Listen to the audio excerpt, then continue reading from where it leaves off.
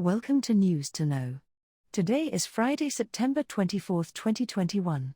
And here's the news you need to know. We begin today in Italy, where Catalan separatist Carles Puigdemont is being held in custody and facing possible extradition to Spain, where he is wanted on charges of sedition. Mr. Puigdemont is a member of the European Parliament and the former president of the Spanish region of Catalonia. In 2017, Mr. Puigdemont led the region, which includes Barcelona, in a bid for independence from Spain. Ultimately, the movement failed in their efforts and the leaders were either arrested or fled into exile. Mr. Puigdemont has been living in Belgium ever since, where he has been given safety from extradition. He entered the Italian island of Sardinia for a cultural exhibition as part of his duties as a member of the European Parliament. The European Parliament stripped Mr. Puigdemont of his immunity as a member of the Parliament, which had guaranteed his safety from being returned to Spain, but that decision is under review, so it is unclear if he can or cannot be extradited. The central government in Madrid and the regional government in Barcelona, which is still dominated by pro-independence politicians, are currently in negotiations to come to some sort of accommodation for the region within Spain.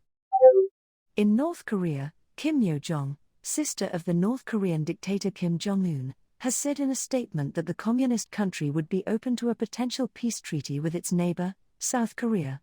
This comes after South Korean President Moon Jae-in requested that North and South Korea finally sign a peace treaty ending the Korean War. Fought between 1950 to 1953, the conflict ended in a ceasefire, not a peace treaty, meaning that the two Koreas have been at war for the past 70 years. South Korea hopes that a peace treaty could be a first step in healing relations with their northern neighbor. In her statement, Ms. Kim said that South Korea would need to stop what she called hostile provocations against the North. Such overtures of peace from North Korea commonly come with a stipulation of easing international sanctions on the country. Every time the international community has lifted some sanctions in exchange for peace with North Korea, the North Koreans have stepped away from negotiations after receiving sanctions relief.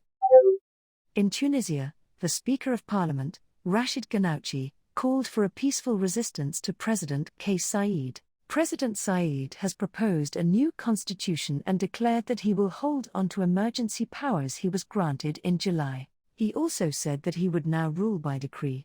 This would effectively return Tunisia to dictatorship. Tunisia was the birthplace of the Arab Spring in 2011 and one of the few Arab nations to successfully move towards democracy. Opposition parties have come out against any constitutional changes and have said that President Saied has now lost all legitimacy.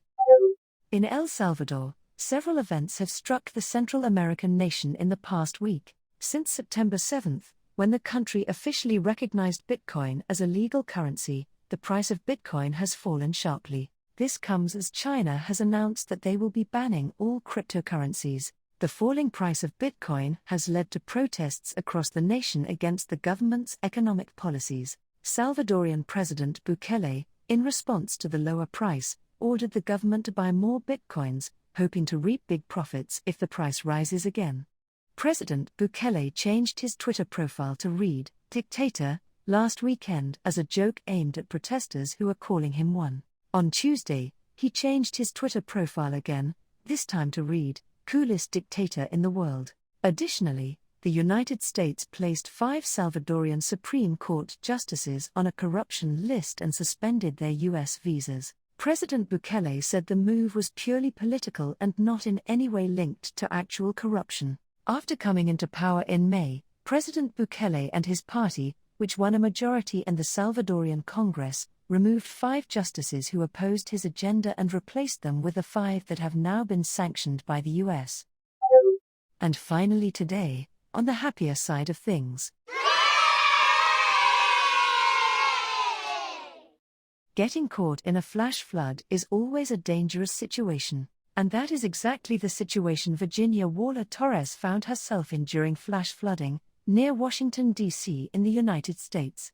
With her car stuck in high water, Virginia was shocked when a bus full of Marines stopped to help her out. The Marines are members of the Marine Corps body bearers, who perform funerals at Arlington National Cemetery. Wearing their dress blues, 6 Marines jumped off the bus and helped move her car out of the deep water. Virginia recorded it for her social media page and declared that this was the most American thing ever. And now you know the news. Until next time, good night and God bless.